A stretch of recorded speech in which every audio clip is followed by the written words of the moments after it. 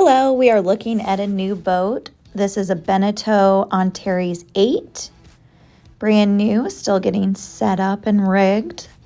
This is stock number AN20023. It is powered with a Mercury 225 outboard. We can move this transom seat and pull the engine out of the water when it's not in use. We can see we have some versatile seating, nice U-shaped seating in the back, and nice place to hold on to, and cup holders in the center. Side door with some storage in it, very nice.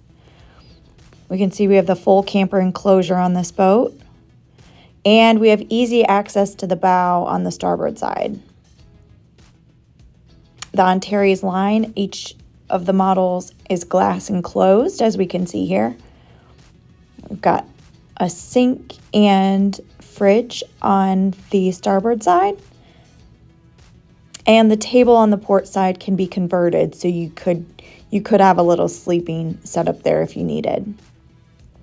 Trim tabs, indicators, all of those, and our captain's chair does rotate, as we can see, and then the co-pilot's chair will flip back and forth, and we have storage there as well.